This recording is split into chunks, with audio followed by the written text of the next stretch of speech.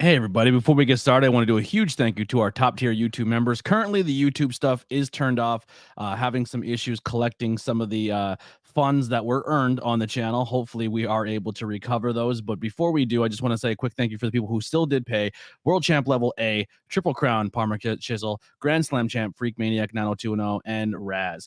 Currently, the super chats and donations on YouTube are turned off, as well as joining memberships. But we do have Patreon. We do have our different ways you can tip and donate via PayPal, Cash App, and stuff in the links below in the link tree, as well as merchandise. We have all of our main logos like the Tornado Tag, ABJ Podcast, 5 Questions, but we have these 4 logos that will be available until the 13th. We have the Fresh Prince, the WCW, the Dynasty, and the ABJ 420. So if you want to support us, head over there. Also, check out the Ben Frank Connection merchandise. They have a lot of cool stuff over there. Brand new fanny packs with some that look like title belts. You can get your favorite Ben Frank Connection show on that, as well as these cool club shirts. All right, without further ado, let's get into the ABJ podcast Tornado Tag episode 135, the history of Paul Heyman with BP Burke, baby. Let's get it. This is a Ben Frank Connection presentation.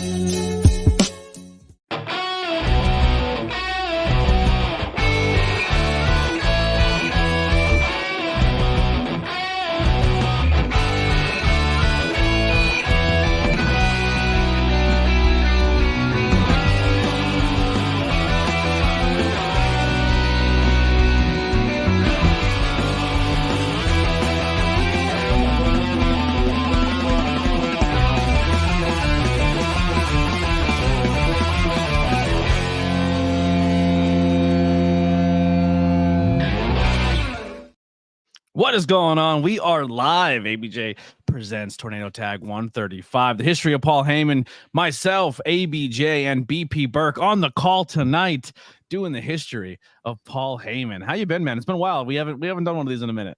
Yeah, since before Mania. So that was an adventure. Mania was an adventure. We ran into each other a few times there.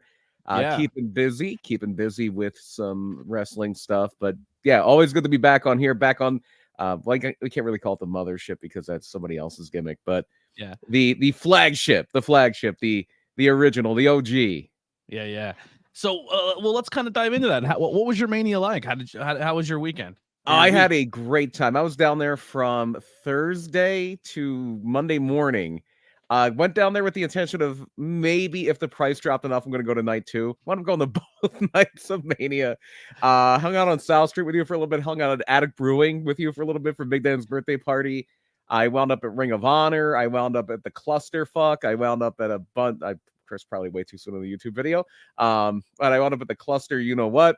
Just a fun time all around. We're not monetized anymore. You're good. Sat through an earthquake. All fun stuff. All fun stuff.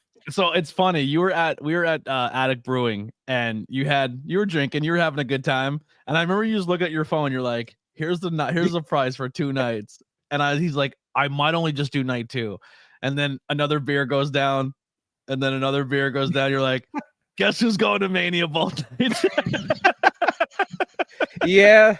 I'm proud that honestly, man, like you work really, really hard, not just in life, and like you work really hard at your job. You work really hard in content. You work really you're just a hardworking dude, man. And honestly, like sometimes I get a little bitter when it comes to wrestling, and you keep me very grounded just for your love of the art and the idea of what pro wrestling is. And also your love for Philadelphia and all things Philadelphia. And I'm really happy that you pulled the trigger, because it is hard for you to spend $1 sometimes. I am very cheap. I'm notoriously cheap. And the fact that you pulled the trigger and did it, like, I was really happy for you. I'm glad you did that. And that was really the final determination there. It was, well, okay, I was at the first WrestleMania in Philadelphia. That was 25 years ago. Who knows? It might be 25 years before it comes back. I'll be either 65 or dead by that point. So let's do it. And it was so cool to be in my favorite place in the world, surrounded by my favorite thing in the world. So just an incredible weekend. Yeah. Well, so like highlights, you can include anything at Mania, but what are some highlights that you experienced from that week? Night 2 of Mania is probably the most fun I've ever had at a wrestling event in my life. I was up in the nosebleeds, but it was still fun. It was still fun, like just being in that building, feeling that energy, that that Avengers Endgame ending of Roman and Cody was so fun. And just before that, as Bailey and Io Sky was ending, it was just the little things like this. As Bailey and Io Sky are ending, I go down to use the restroom because I don't want to leave my seat during the main event. As I'm coming out, who do I run into? Tom Mitchell. Out of nowhere, I just run into Tom Mitchell. Yeah, so That's sick. Just little things like that. Tom Mitchell, of course, from PPW, who I kind of learned the backstage interview game from before he went on to do bigger and better things as a wrestler. Just so many fun things like that happened all the time. Like I was at a GCW show. I ran into Facade and Danny Moe. They were there while Facade was in the clusterfuck. Then I was at the Ring of Honor show. Of course, ran into surprise Matt Turner. And I ran into Nolan Pierce and Mark Alexander. It was just so fun being in the center of Philadelphia, Center City, Philadelphia, just walking around all these places, and everybody you see is in an LA Knight shirt, a CM Punk shirt, a Bloodline shirt. It's like it was truly a takeover, and it was so cool. It was just an amazing time. It was awesome, man. I only got to go to 3 events I was at, but I think the 3 events I went to were definitely enough of a fill for me to say I experienced Mania Week. Attic Brewing, Labor of Love, knocked it out of the park. I mean, you guys can see the vlog; it's up there. Definitely go check out the journals, the ABJ journals. Day 1 and 2 for Attic is all there with Labor of Love, and then Suplex Vintage Wrestling Show was unbelievable. Like, I didn't realize how many people were there until I stood up and looked down both sides of the street and couldn't see the end of people. That entire block of South Street was full. That was an amazing time. I couldn't believe it. Like the that's, I don't think I'll ever probably do commentary in front of that many people ever again. That's a pinnacle. You know what I mean? Yeah, that's very cool. And some of the matches we got to call, like obviously being excited for Nick Wayne, Marcus Mathers, Jordan Oliver, Griffin McCoy, Jimmy Lloyd, and Joey Janela. But honestly, like seeing Deshaun Pratt and Matt Quay in front of that many people and like so cool them get that experience was super special to me. Like that match, like it was hard to put myself into like Deshaun's the heel character because they're both wrestling in front of like 3,000 people in the middle of the street Mania weekend, and I love both of those guys so goddamn much. Like just wild times. So much fun. I love that show so much. Huge thank you to Labor of Love for letting me record there, as well as Suplex Vintage Wrestling for having me. That was awesome. I wouldn't trade that experience in for the world. So what do we got going on coming up? I just news-wise, speaking of WrestleMania, this is more big nationwide news, but it was officially announced today, April 19th and 20th next year, WrestleMania in Las Vegas. I'm going. I'm putting my claim. I'm probably going to be paying off this year's WrestleMania by then, so I'm very much maybe leaning no, just because it's going to be maybe a little outside of my price range, but who knows? Who knows? Anything could happen. I said that about I'll take you to Pilgrim. I'll get you tuned up. And you'll be buying tickets. I'll be mortgaging my house to buy tickets to WrestleMania 41, but it should be a fun time. It's interesting though. Like I didn't even realize that's Easter Sunday. WrestleMania Night 2 is going to be on Easter Sunday. I'm dressing as Jesus. There you go. Yeah, sold. I'm going to be wrestling Jesus. Sin City. In Sin City. But more so locally. Don't tell me. I might walk around and drink beers as Jesus. In Vegas, nobody will bat an eye. Nobody will bat an eye in Vegas. Nobody will give a damn. Do what you want to. Oh, Jesus. Oh, another Jesus. Oh, another Jesus. Yeah, I'm definitely doing. And it also will be 420. Yeah, I will be tuned up for Mania Week. Yeah. But yeah, so as far as like stuff that is more local, more personal, coming up this coming Sunday, a week from tonight, I will be at Slatington Expo Center, as I usually am on a Saturday, but it'll be a Sunday afternoon. Sunday afternoon matinee show, 3:00, PPW Thunder Road. The Mecca Brian Johnson returns to the ring. Hasn't been in a PPW match in 2024. Was put out of action by Clutch Adams. He'll be back. He'll be in action against Clutch Adams. We announced a big show. What I think is going to be the show stealer, Diego Hill and GKM is going to be a big one. You talked about Griffin McCoy earlier. Griffin McCoy and the new PPW Women's Champion Sammy Chaos against Facade and Danny Moe in a mixed tag. It's going to be a fun show. It's going to be a really I think fun Sammy that week recently just like snagged 3 titles in one weekend and put Danny Moe through a door. Yeah, put Danny Moe through a door. I love Danny Moe, yeah, but I'm a Sammy Chaos fan. Sammy Chaos is something. Yeah, she's awesome. And then good luck PPW Women's Division. Like, good luck. It's gonna be tough to see who can stop her. And yeah, but that was such a great thing, with a very few exceptions. That Super Show 2 in April, we haven't done a show since then, it was something that it was a show that meant a lot to me because I put a lot into it, especially behind the scenes, and with a few exceptions, everything went off as good as can be expected. So I was so happy with that. But you know who would be an interesting one to come back and challenge Sammy? Christina Marie. Christina Marie, maybe. Yeah, that would be a good one. There's interesting. There may be some blast from the past coming up soon. I can't say a whole lot, but you may be looking into the past of PPW to see if somebody's kind of comes back to reclaim some territory. That's all I can really say. Interesting. That's all I can really say. You know who's another guy I'd like to see come back to PPW? Paul Bow. I hope you're listening. bring back an old champion. Bring back Sean Carr. Maybe, but yeah, who knows? There might be a little bit of something that could be happening soon. You never know. Yeah, that'd be exciting stuff. I will also be at PPW that week. I'll be bringing a friend of mine from the UK, used to live in the area. He's gonna come and hang out. The Addictively Speaking podcast, James, is gonna be coming with us that show.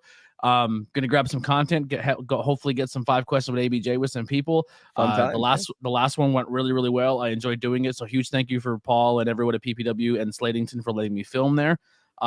It's not just for wrestlers too, so if you want to be a part of it, hit me up. I'm down to talk to anybody and do 5 questions with. I was gonna say you could talk to Chris White because he's involved in the beer business too, but he's a wrestler now too. Yeah. I think I'm gonna try to interview I'm having a brain fart. Travis, just because you're gonna do 5 questions with a guy who has his jaw wired shut. That'll be interesting. That'll be interesting. What a madman that guy is. He is awesome. So much respect for a guy doing a promo with his literally hours after surgery in his recovery bed with his jaw wired shut, and he's cutting promos. That man is dedicated. Was he out cold? Did he get knocked out cold? I don't know if he went out, but he was in a bad way. He was. It looked bad. Yeah. But he's not. He is insisting that he's not missing any time, not skipping any beats. That is a hustler. That is a good guy. Yeah, and then we'll be at we'll also be the next weekend on a Saturday. Myself and you will be doing some commentary for New Era Pro Wrestling. We will be getting our office on. We will be at the Steamtown Mall, baby. Yes. And what the Electric City? What's it called now? The Shops at Steamtown. Never been there. Yeah, never been there. It's gonna be awesome. I think I've driven through Scranton, but I'm not sure I've ever been in Scranton proper, or at least like Scranton, downtown. Wilkes-Barre. It's all the same thing. Yeah. If you've been in one, they just count them both as the same thing. They don't like when you say that, by the way. So I'm sure they don't. Yeah. So that's gonna be a lot of fun. So definitely go check us out at PPW as well as New Era Pro Wrestling all this week. I think that's all the shows. Yeah, those I don't think there's anything else booked. If you want to buy tickets, links are below. The links below for PPW as well as New Era Pro Wrestling. Even if you're not in the area and you buy a ticket, send me the stubs so we can let the venues know that those seats are still, not available, but they're donations through the ABJ podcast. Right. Or if you can physically be there, please come. I think New Era is going to add a tab on their page when you buy tickets that's called the ABJ ticket. So if you're not physically going to be there, I think they're adding it. I could be wrong. So if you do support them and go about that route, it would be a huge help for not only myself and BP to use the Tornado Tag podcast to sell some tickets and help some local wrestling venues. Also, huge thank you to High Tension Wrestling. So not only are we live right now on my YouTube channel, we are also live on the High Tension YouTube channel as well. So we are simulcasting. So if you're watching this there, please head over to High Tension Wrestling and give them a subscribe as well. The link is below. Because we are going to be like a partner podcast. All of our content that will be on this channel will also be there and help them get their watch hours, help them get their algorithm going, that they're an active channel. And we're going to be teaming up with that. Also, make sure you support the Ben Frank Connection. A lot of great content over there. I believe today it might have aired. Listen, today was not a great day for me mentally, but we're bouncing back. But today they just dropped an episode with John Alba for their 1 year anniversary. Yeah. So and I think there was a special call in. I've heard there was, yes. Yeah. So John Alba does a podcast with a pretty broken guy, and he may have called in the episode. So definitely go check that out. And their episode 50 just dropped with Mr. Kennedy. I didn't watch when he was there, so I don't know. Mr. Anderson, not Kennedy. Sorry. He wasn't, when I was consuming wrestling, I'd never really seen anything for him. Backlash happened today, just to kind of put you in perspective. I didn't get a chance to watch it yet. I heard it was a fun show. Yeah, the crowd was fantastic. I saw Randy Orton and Kevin Owens make their entrance, and that's all I really saw. I got the Cliff's Notes, so I guess the big news coming out of it was that, I believe, if I'm not mistaken, Bianca Belair and Jade Cargill won the women's tag titles, but I don't know that 100%. I heard it wasn't a great showcase either. I heard Jade looked. I've heard that AJ and Cody Rhodes was very good, and of course the big news-wise is the debut of Tonga Loa, the former tag team partner of Tama Tonga. The Gorillas of Destiny now firmly GOD versus Usos. Let's make it happen. GODs versus Usos. We need it. Stop playing games. Book it. And that could be. It could be. A lot of people think it could be that OG bloodline versus a new bloodline, which they have to be very careful with that. Just because you don't want it to be NWO Black and White versus NWO Wolfpack. Oh, that's where we're going. Hopefully. This is Bloodline Wolfpack right now. That's literally what's happening. This is NWO Bloodline Wolfpack. And here, how's this for a segue? With the reluctant advisor for the Bloodline Wolfpack, one Paul Heyman. I'm gonna be honest. At first, this when I seen the storyline, I was like, oh, I don't know if it got me. You know what I mean? I'm happy Tonga's there. I'm happy GOD's thing.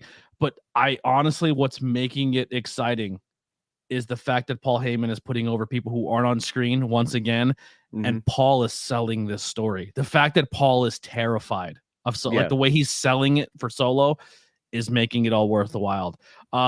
But yeah, so Jacob Fatu joins the bad side. Bring in Lance on Hawaii on the other side. I'm all for that. Yeah, I'm all for that. That's what we need.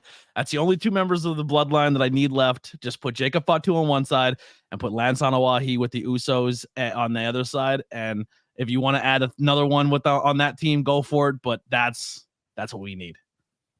I'm not a fan of mixing God as a bloodline. They're not bloodline. They're Tongan. It always annoys me. I can see that, but also like Snuka, wasn't he like married into? He like the honorary family, and I know that Haku was very much a, especially like The Rock. The Rock, in The Rock's first book, maybe his only book, he talks about Haku being Uncle Tonga. That's what he called him growing up, Uncle Tonga.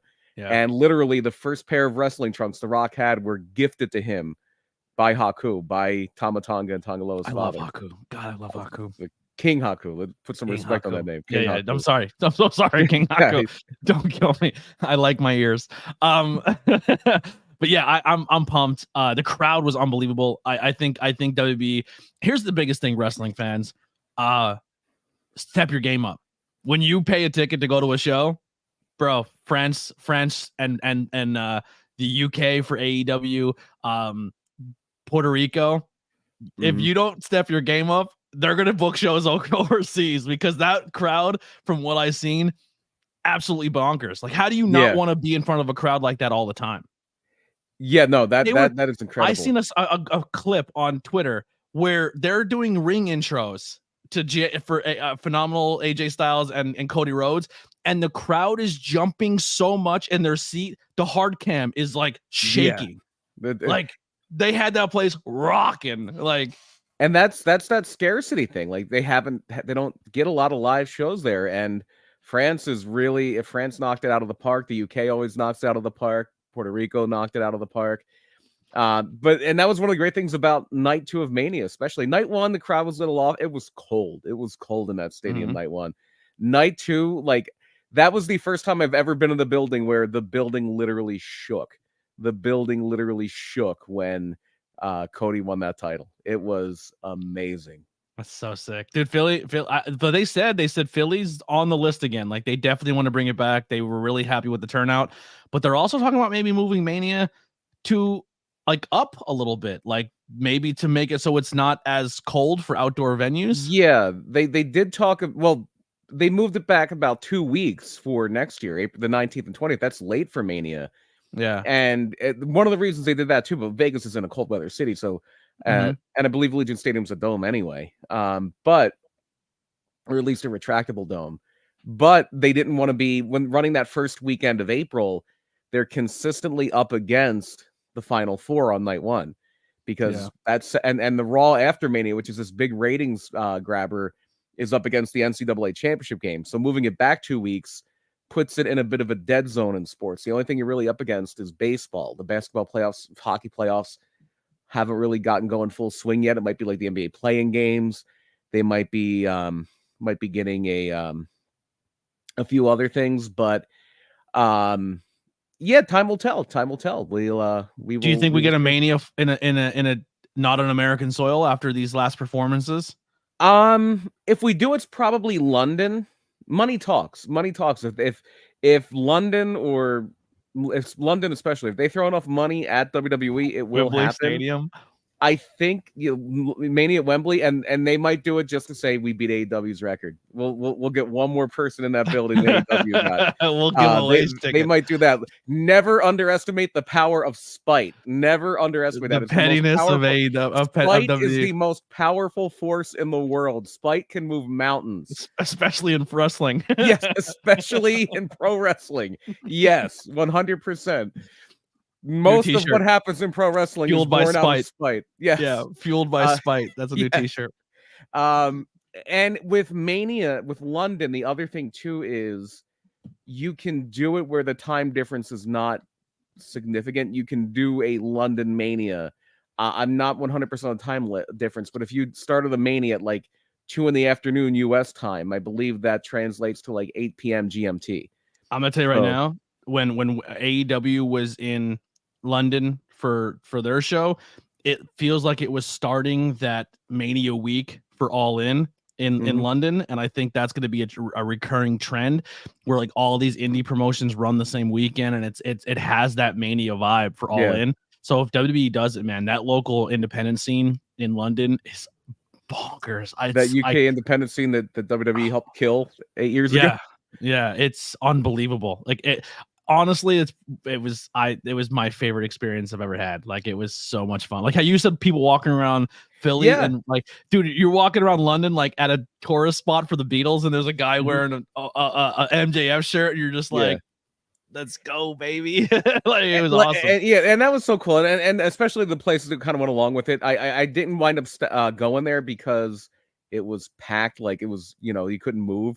But I was going to stop by McGillen's Old Ale House in Philly, which is the oldest continuously running tavern in the country. It's been open and continuously running since like the 1800s. Yeah. And it's in this, it was just so packed in there. But they had like their entire menu, or they had a special menu that was all like Hell in a Shell tacos and things like that.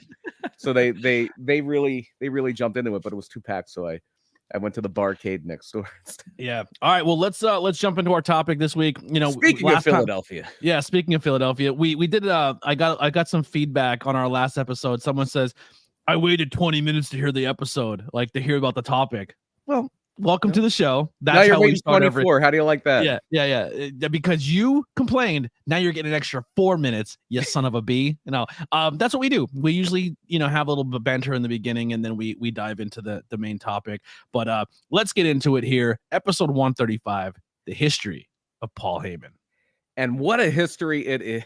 What a history it is. This is a guy who he has had his hand in so many things, and he is a guy, Paul Heyman, who really is kind of the last real manager. And what I mean by that is the last guy who was a manager when there were still managers, like when a manager was an important part of the equation. And even before that, he has been in professional wrestling. Paul Heyman, I believe, will be 60 next year. I believe he'll be 60 in 2025. He'll be coming up on, at that point, close to 50 years in the business. He literally got in like his early teens. And we'll get that here. And so Heyman is of course, from New York, Scarsdale, upstate New York, Westchester County, and his father was an attorney, a personal injury lawyer, and a WWE2 veteran. His mother was actually a Holocaust survivor. She was legitimately went through that. That was something that really shaped him. I forget who it was with, but he really bonded with somebody over. Todd Gordon, the founder and original owner of ECW. They I don't know if Todd Gordon's family was. I don't know if he had any like immediate family like that was also a victim of the Holocaust, but they bonded very, very strongly over that. And yeah, Heyman wound up talking his way backstage in Madison Square Garden with Vince McMahon Sr. when he was 13 years old, taking pictures. I believe he took pictures from the crowd and then like showed them, somehow wormed his way backstage. One of the things you're going to learn about Paul Heyman is he has the gift of gab. He is somebody that he has that silver tongue. He can work his way in any situation. If he was a Fallout character, I know Fallout's like a big thing now because of the TV series. Charisma 10. beat, yeah. Charisma plus 10. Like, plus a 10 bonus. Yeah, 10, and then Charisma 10, intelligence is probably very high as well. Yes. Agility, no. But when he was younger, maybe. So Heyman was very into photography at first, took a lot of pictures. He would take pictures ringside, and this is where, and Stephen Chambers in the chat kind of brought this up. This is where the parallels with Jim Cornette start. And for a while, those two were very intertwined early in their respective careers, where Jim Cornette got started taking pictures in Memphis. He took pictures for Jerry Jarrett's promotion, and Paul Heyman did the same thing for the WWF, taking pictures as a young teenager. And then as he got older, he wound up getting, and this is very funny because of the whole wise man thing. And I don't know if everybody knows the importance and the meaning behind calling Paul Heyman wise man in these promos. And it comes from the three wise men. And the three wise men were the WWF had a system where pretty much every heel, or at least every heel that was getting a push, had a manager. It was just a way, it was just a way that when somebody came in as a heel, because you would come in, they would build you up, you would have a program with the guy on top, and you would cycle out very quickly, unless you were like a Life or like a Killer Kowalski or somebody. So when they wanted to heat somebody up, the way you could get somebody instant heat is you put them with a heel manager. And for the longest time, those three heel managers were Freddie Blassie, Captain Lou Albano, and the Grand Wizard. And they were the three wise men. They were called the three wise men. And two of the three wise men, as Heyman got a little older and was able to drive, they lived in upstate New York, and he had a job actually driving Albano and Blassie to the Madison Square Garden show. So this is a guy who, before his 20th birthday, is getting this experience of kind of sitting at the learning tree with classy Freddie Blassie, who is one of the most successful wrestlers ever and a great manager too, and Captain Lou Albano, who was probably the most over the three wise men as far as Albano was essentially the top heel in WWF in the 70s, or WWF.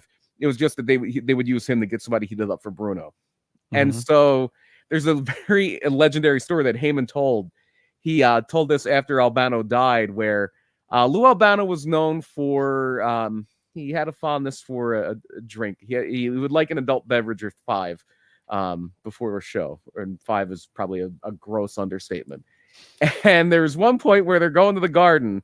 In fact, he would be so drunk, he would get in arguments with Vince Sr., quit, and then have to beg for his job back on a routine basis. So they're going to the Garden, and the captain is 3 sheets to the wind, and they're in the middle of the street in New York City, and Albano just starts peeing. He starts peeing in the middle of the street. And as at that point in time in New York, he's probably not the only one. At that point in time, at any point in time in New York City. At any point in time. So Heyman clocks these 2 cops coming their way, and he's like, oh no, the captain's getting arrested. And Blassie sees it too, and Blassie provides coverage of, hey, classy Freddie Blassie, Hollywood fashion plate, how are you? Like glad handing with the cops, and the cops are all talking to Blassie, and they were like, is that the captain? And they're pushing by, and Heyman's like, oh no, we're dead. We're doomed.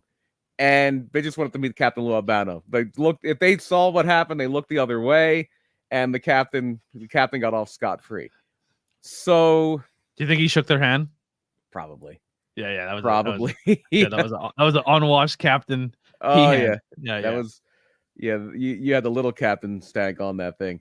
So Heyman's doing that. He's doing a lot of photography. He is getting a little deeper in that. He also started writing in the 80s for a lot of wrestling magazines. There's now the Grand Wizard, is that based on the Grand Wizard that we would think about, or is it what was that derived from? Probably not. The Grand Wizard was actually a Jewish man, Ernie Roth.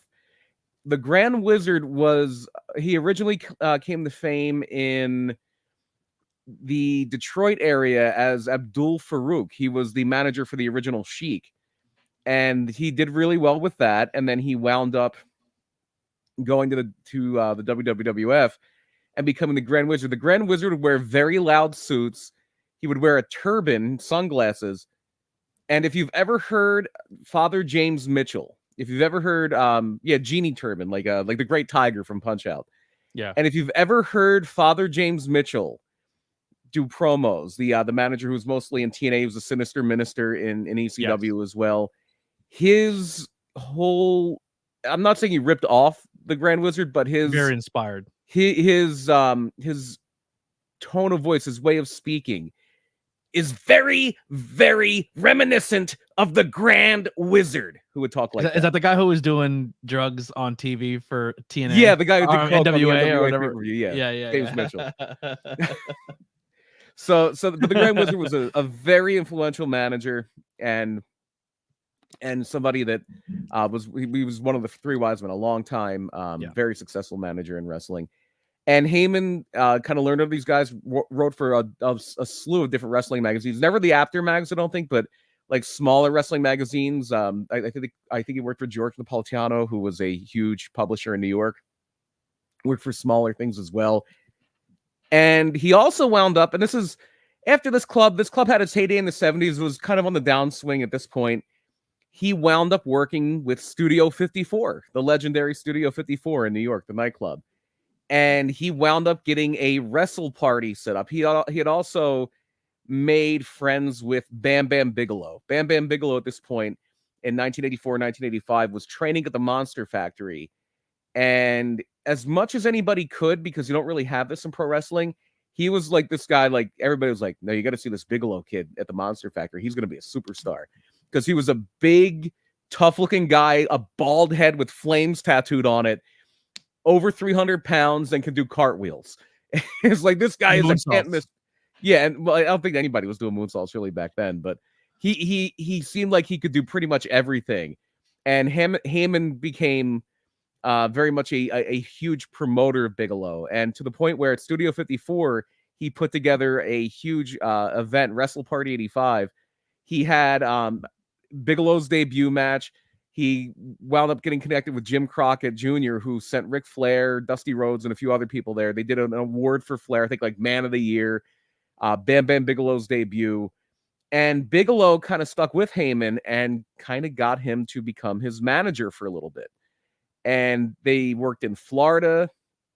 And in Florida, that's where Paul Heyman becomes Paul E. Dangerously, which is, I will still, if I think of Heyman, I will always kind of go Paulie instead of Paul Heyman.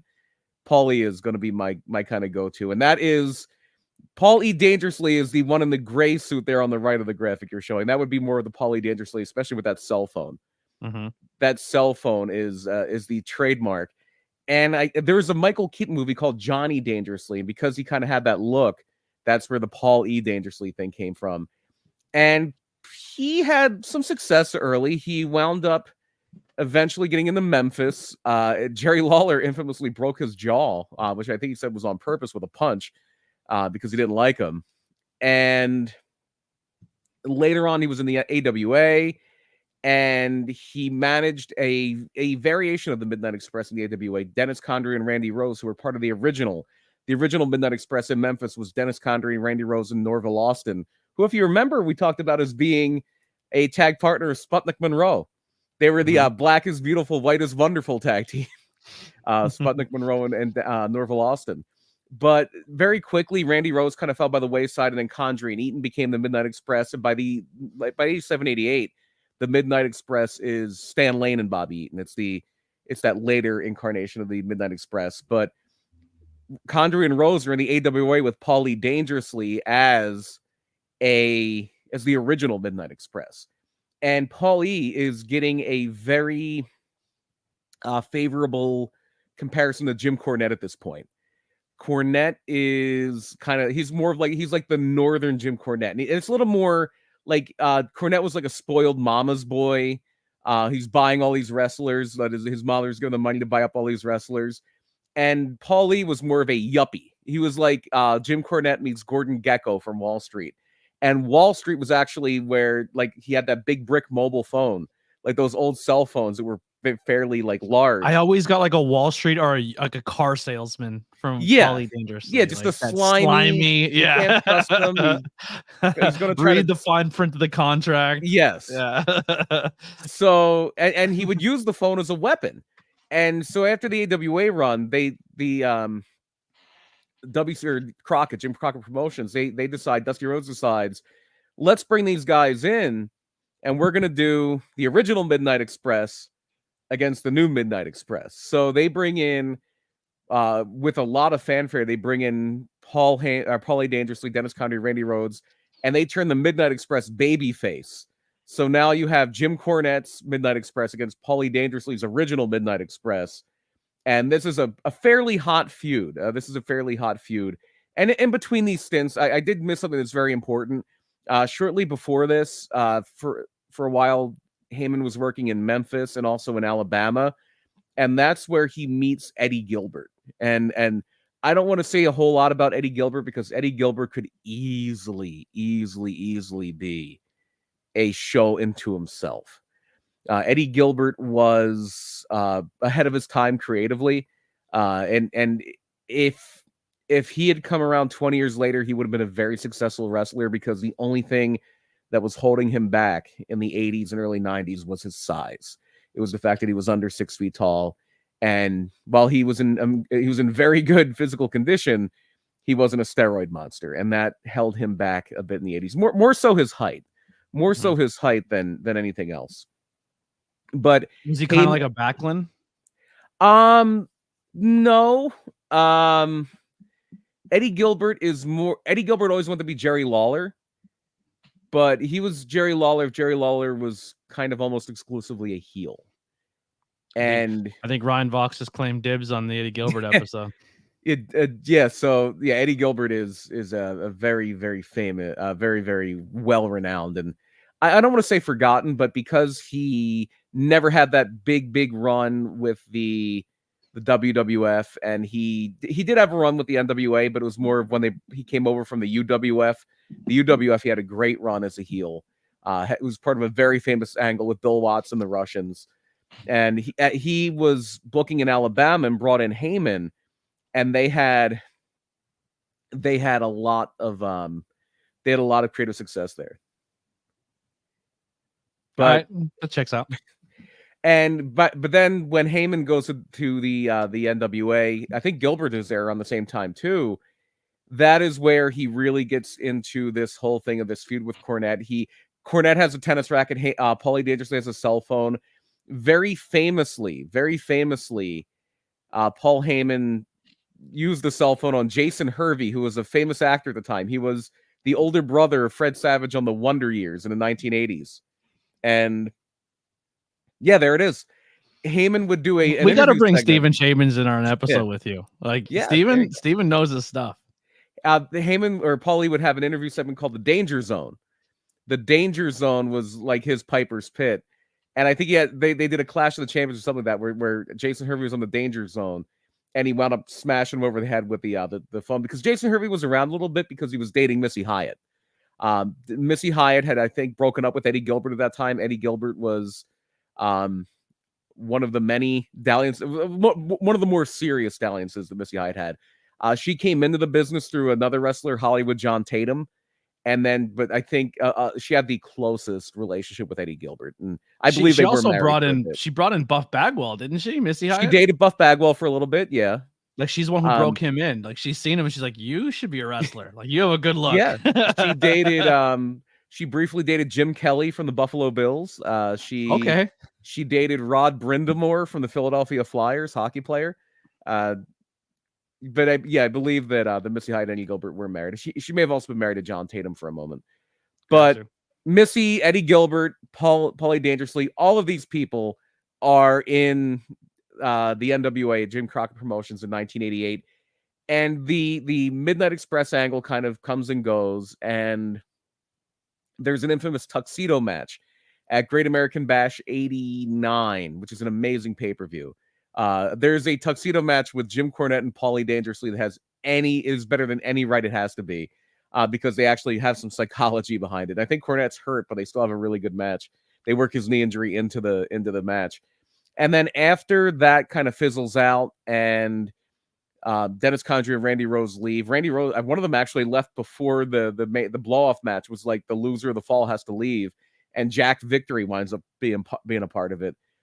But then after that, for a little while, Paulie Dangerously managed Mean Mark Callis, who would of course go on to become the Undertaker. But he was a singles wrestler with Paulie before he became a skyscraper. And then he kind of for a little bit, he winds up being phased into more of a commentary role. Commentary, interviewer, works a lot with Jim Ross, works with Gordon Soley. I think he was in and out a little bit. So he was a commentator for about 1.5 2 years there. Until 1991. In 1991, there's a lot of turmoil in the NWA. At this point, it's WCW. Jim Crockett has sold the company in late 1988. They kind of floated between the NWA and the WCW name, but by 1991, it is firmly WCW. They don't call them, the champion's not the NWA champion anymore. Jim Crockett has nothing to do with the company. Dusty Rhodes has nothing to do with the company. Actually, Dusty Rhodes is kind of on his way back, but he's on his way back halfway. Mhm. By 91, Dusty's still in. No, Dusty came back in 91. I was a little confused on the dates here myself. But by the way, BP's freestyling this whole thing.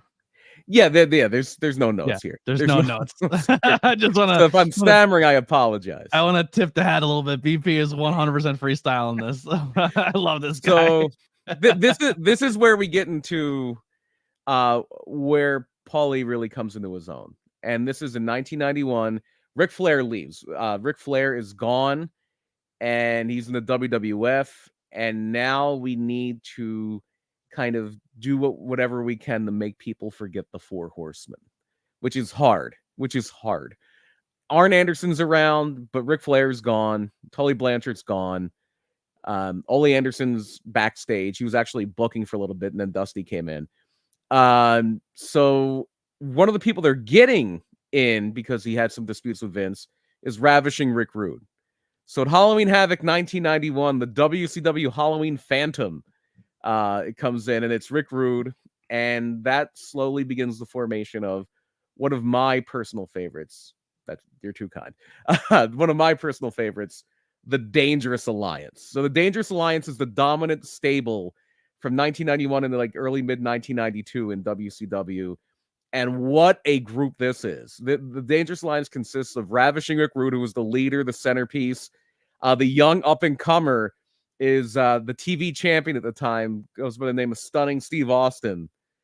And then your tag team is Arn Anderson and Bobby Eaton. And then your kind of veteran presence is Larry Zbyszko. That's a stable. And not only do you have Paulie Dangerously as your manager, he has his director of covert operations, Medusa. So Dangerous Alliance is thumbs up. Dangerous Alliance is an incredible stable. Dangerous Alliance versus Bloodline. Who wins that matchup? Whoever they book to win. I hate that question. I never like that. Whoever they book to win it. Usos versus Arn and Tully. It's Arn and Bobby Eaton. Arn and Bobby Eaton. Roman versus. You put Roman versus. You got to put it versus Rick. The right? figurehead would be Roman against Rick Rude.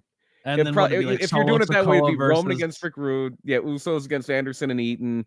Solo against Stunning Steve. Stunning Steve, Yikes. and then Zbyszko against like Sami Zayn, I guess. Sure. Zbyszko want to turn a babyface too. And no, you do all 5 and you put it in the War Games, because as Ryan Box in the chat, best War Games ever. I'm always back and forth between that one and the one from 91. I am a huge Brian Pillman fan, so I have a very soft spot for the 91 War Games. I'll tell you what, we have a War Game shaping up that looks like it's going to be pretty interesting this year. Yeah, we do. Bloodline Wolfpack versus Bloodline. But 1992 is a huge year for the Dangerous Alliance. Rick Rude is probably the I mean, Vader is your top heel in the company at that point. Vader's kind of running through people. But Austin is, and he's so different than Stone Cold. He's just a cocky heel, long blonde hair, just almost a completely different wrestler. But Heyman and Austin just say they learned so much from Rick Rude. They learned so much from Rick Rude. And Rick Rude was at the top of his game here. I love Vader, but you could have made an argument that Rick Rude should have been your world champion. He was the U.S. champion for most of this run. But yeah, Rick Rude was the man. God love Lily. She's still new. Yes, Austin had long flowing. He had long flowing blonde hair. In fact, I before I had to go do some stuff today, I was watching. I forget what inspired me to watch this, but I watched. It's one of the worst pay-per-views ever. Great American Bash 1991. I watched the first match, which is a scaffold match between Steve Austin and Terrence Taylor. And Bobby Eaton is on the other side. Bobby Eaton's a babyface. This is pre-Dangerous Alliance. And PN News, who was like a 400-pound big dude. And I like they were so terrified to be on that scaffold. You could capture the flag, so you didn't have to throw anybody off the scaffold. Mm-hmm. And I was like, yeah, it was bad. But that Austin's hair was rocking at that point. And his I believe his second wife, Lady Blossom, was there. That was his manager at the time, his valet. She, I believe, if I'm not crossing up my people, is the person who came up with the term Stone Cold, because she was British and said your tea is getting stone cold. But I might be confusing Austin's first and second wives there. But anyway, we're talking about Paul Heyman, not Steve Austin. So the Dangerous Alliance is a huge deal, but it starts to fizzle out like anything else. There's stunning Steve Austin with the I love the WCW TV title. Look at that hair. For both those guys, look at that hair. Yikes. And Steve Austin was that guy. Like, Steve Austin was the blue chip prospect. Steve Austin was like almost like an Austin Theory of his time, except a lot better. Like Steve Austin, he says like he needed to come into his own. He was good from the start. He was really good. But they fizzle out, and Bill Watts takes over WCW through the middle of 1992. And Bill Watts fired Heyman in 1993. And the allegation that was made that he was like falsifying expense reports or something, but it was never really proven. And Heyman sued WCW for wrongful termination, and he quoted ethnic discrimination. Bill Watts was kind of very loose-lipped, especially about like controversial topics. So I wouldn't be surprised if an ethnic slur may have found its way out of his mouth. But when Paulie Dangerously leaves WCW, he is kind of a man without a country. Doesn't go to Vince. He goes to Jim Crockett Jr. We had a relationship now. By 1993, he's had a relationship with Jim Crockett Jr. for 8 years, going back to that Studio 54 thing. And Jim Crockett, it's been 5 years since he sold to Ted Turner, and he had a 5-year non-compete in that contract for the sale of Jim Crockett Promotions, and it's over. So Jim Crockett was talking about putting something together called the World Wrestling Network. And it never really got off the ground, but Paulie Dangerously was going to be his booker. Paulie was going to be the kind of Jim Crockett's Dusty Rhodes for the World Wrestling Network. And I think all they ever really did for the WWN was one set of tapings in New York, and they never really did anything else. But at the time, there's a little company in Philadelphia that's starting to gain a small following, especially locally, called Eastern Championship Wrestling. Yeah, they run out of a Eastern Championship Wrestling. They run out of a little. They always say a bingo hall, but it was more than that. They ran out of a. There's this thing in Philadelphia called the Mummers. The Mummers are they do a big New Year's Day parade, and they like the suit Jason Kelsey, where the people that came out with Seth Rollins at WrestleMania, they're the Mummers. And there's a group of the members called the South Philadelphia Vikings. And that was their hall. That's where they stored all their props for their parade stuff. That is where they would do bingo to raise money. You could rent out the hall if you had a wedding reception, or if you were trying to raise money for somebody. They would do like beef and beers and stuff there. But it was Viking Hall, which would later be known as the ECW Arena. Mike Schmidt's Sports Bar was before that. Mike Schmidt's Sports Bar was where they originally ran. They ran a lot of other places. They ran at a club called Pulsations, which was a huge nightclub in Delaware County that had seen better days at that point. They did a TV taping at Cabrini College, which is, I think they're wrapping up now. They're going defunct as a university, but they did a TV taping in Cabrini College, and almost nobody showed up because there was a gigantic blizzard the day of the TV taping. It was like 2 feet of snow, but they did settle into the Viking Hall as their home base, where it's still called the ECW Arena to this day. So, Paul Heyman gets on the radar of ECW because Todd Gordon owns it, and his head booker, the guy who is kind of putting all his shows together, is Eddie Gilbert. And Eddie Gilbert wants to bring in Paul Heyman basically to assist with booking and to be a manager and to help produce interviews, essentially, because Paulie was known for being a great interview guy. And a lot of this because I read Todd Gordon's book last year, a lot of this is going to be kind of his side of the story, and Heyman's side of the story as well. But basically, Paul told Todd Gordon, I don't want you to pay me any money, but just so you know, I'm here scouting wrestlers for Crockett. And Gilbert and Gordon wound up becoming on the outs. There was a lot of fighting there. And unfortunately, Eddie Gilbert, shortly after that, wound up in Puerto Rico, where he passed away later that year. He was only 33 years old. So then after Eddie Gilbert was on the outs, Todd Gordon made Paul Heyman the booker. Now, Gordon claims a lot of the creative stuff he was still doing, but Paul was the guy who was always facing the talent. Like, Todd's your money guy, I'm the creative guy, was essentially the division of labor there. And he was a manager. He managed Sabu, he managed 911, and they wound up having a deal with the NWA, and obviously that goes away when Shane Douglas throws the belt down. That's when they become Extreme Championship Wrestling. And by the 90s, or by like 1995 or so, that is when Paul Heyman becomes the owner of ECW. And Todd Gordon is still around, but Paulie is the owner. And there's some people say Paulie bought him out. Essentially, Todd Gordon is kind of alleged that Paulie kind of screwed him out of it, for lack of a better term. Like, Todd was kind of out of money. They had made these TV deals where they were buying time on like MSG Network in New York and Sunshine Network in Florida, and they were losing so much money that eventually it was just like, just take on the debt. Just take on the debt. I'm out. And he wasn't out, like, he was still an on-screen character. He was still doing a lot of stuff there, but in 1995, it becomes Paul Heyman's company. Yeah, and here's the thing too. You have to realize this guy has been around since he's 14. Yeah, and around Vince Sr.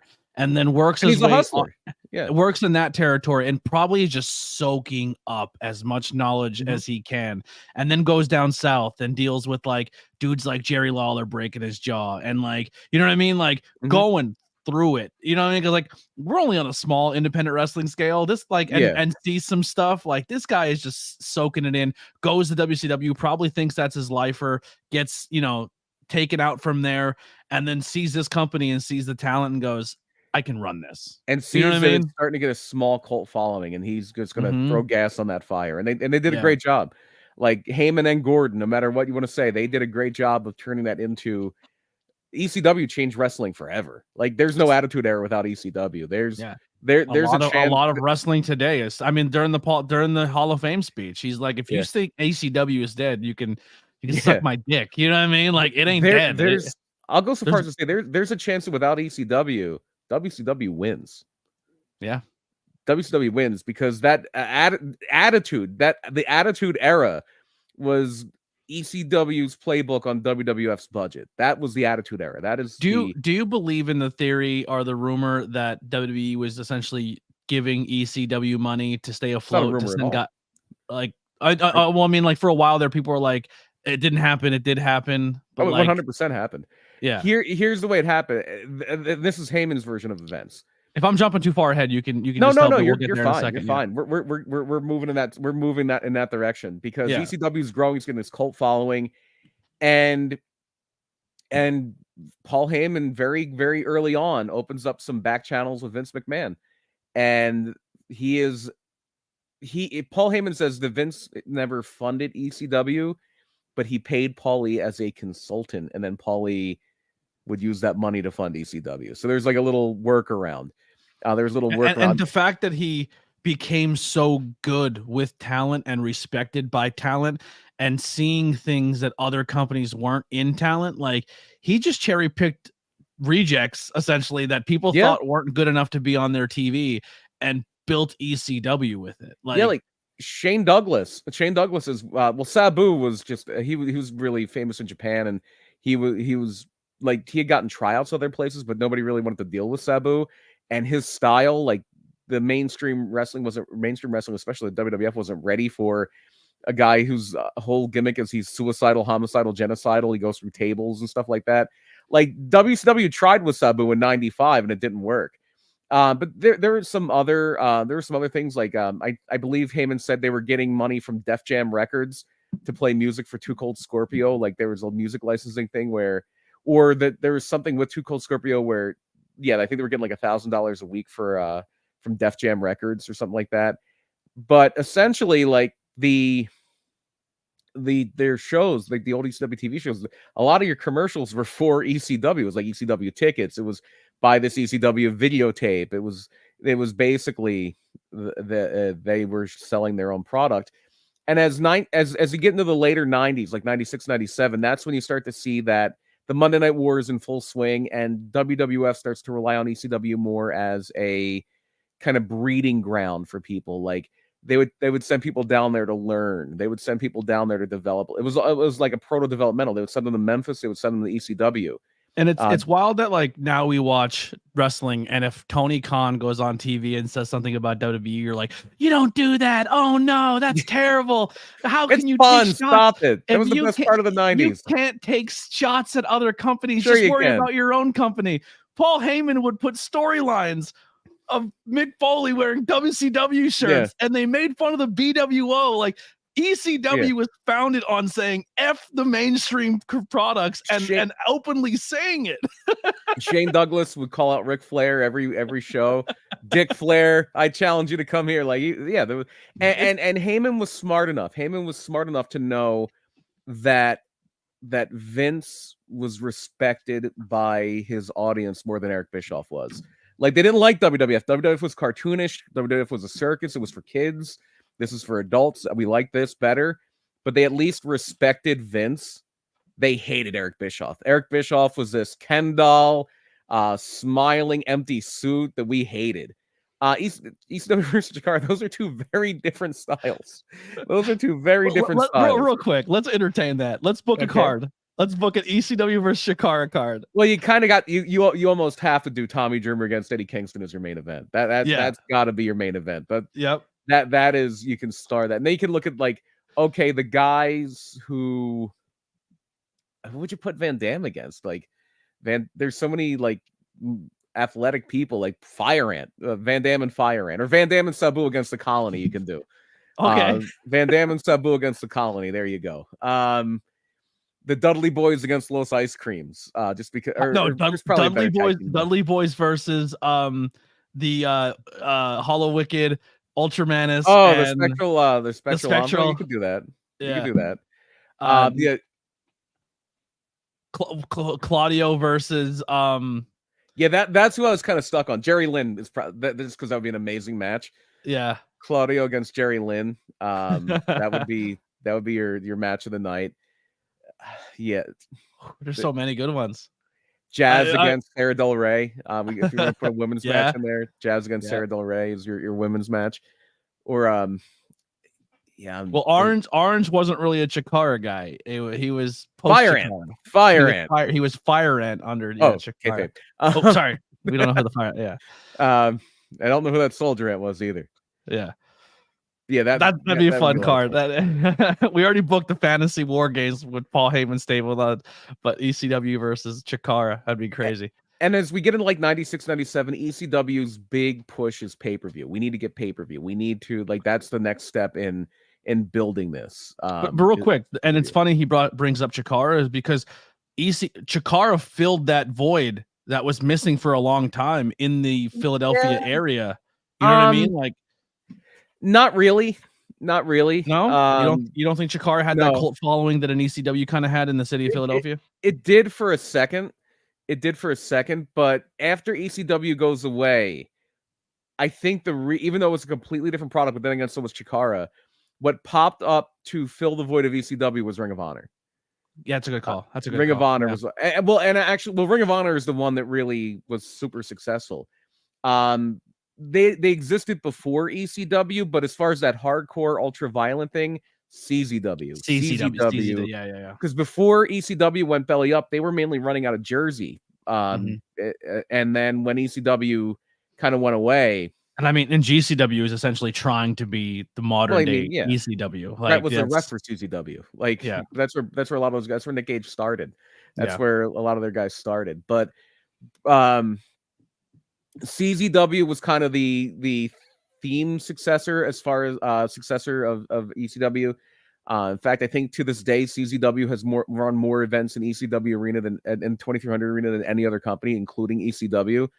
I see some old CZW stuff that I've never known existed, like popping up on my timeline. They were crazy.